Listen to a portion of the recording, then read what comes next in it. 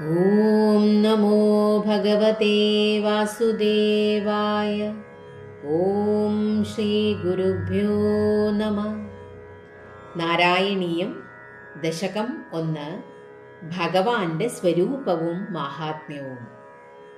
4-ാം ശ്ലോകം.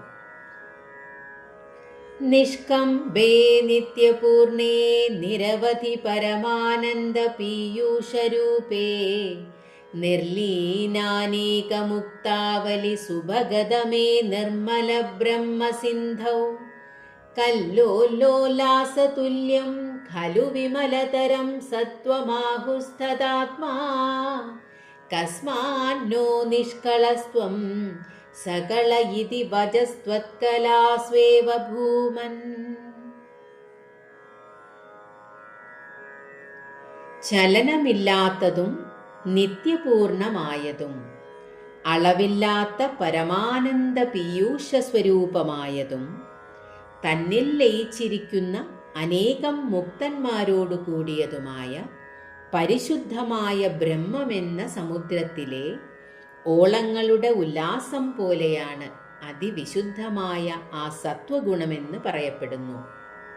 അപ്രകാരം സ്വരൂപമുള്ള കൃഷ്ണാവതാരമായ അവിടുന്ന് നിഷ്കളൻ തന്നെ. സകളൻ എന്ന വിശേഷണം അങ്ങയുടെ കലകൾക്കാണ്.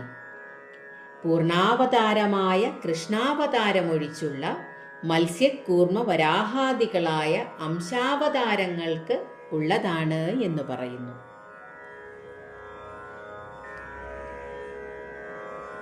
5-ാം ശ്ലോകം. നിർവ്യാപാരോപി നിഷ്കാരണമജ ഭജസേ യത്ക്രിയാമീക്ഷണാഖ്യാം തേനൈവോദേതി ലീനാ പ്രകൃതിരസതി കൽപ്പാപി കൽപ്പാദികാലേ തസ്യാ സംശുദ്ധമംശം കമപി തമതിരോധായകം സത്വരൂപം സത്വം ധൃത്വാ ദധാസി സ്വമഹിമ വിഭവാകുണ്ഠ വൈകുണ്ഠരൂപം. അല്ലയോ അജനായ ഭഗവാനെ, അതായത് ജനനം എന്നൊന്നില്ലാത്ത ഭഗവാനെ, അവിടുന്ന് സ്വതേ നിർവ്യാപാരനാണെങ്കിലും കാരണമേതുമില്ലാതെ ഈക്ഷണം എന്ന ക്രിയയെ കൈക്കൊള്ളുന്നു. അതിനാലാണ് ഇല്ലാത്തതെന്ന തോന്നലുണ്ടാക്കുന്നതാണെങ്കിലും അങ്ങയിൽ ലയിച്ചിരിക്കുന്നതായ പ്രകൃതി, അതായത് മായ, കൽപ്പാദികാലത്തിൽ ഉദിക്കുന്നത്. സ്വമഹിമയാൽ അകുണ്ഠനായ അല്ലയോ വൈകുണ്ഠ, ആ മായയുടെ പ്രത്യക്ഷവും സംശുദ്ധവുമായ സത്വഗുണത്തെ സ്വീകരിച്ച് അവിടുന്ന് രൂപം ധരിക്കുന്നു. അങ്ങനെ സകളനായി തീരുന്നു.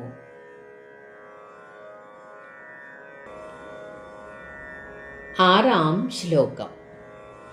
തത്തേ പ്രത്യഗ്രധാരാധര ലളിതകളായാവലി കേളികാരം ലാവണ്യസൈകസാരം സുകൃതി ജനദൃശാം പൂർണ്ണ പുണ്യാവതാരം ലക്ഷ്മീ നിശങ്കലീലാ നിലയനമമൃതസ്യന്ദ സന്തോഹമന്ദഃ സിഞ്ചത്സം ചിന്തകാനാം വപുരനുകലയേ മാരുതാകാരനാഥ.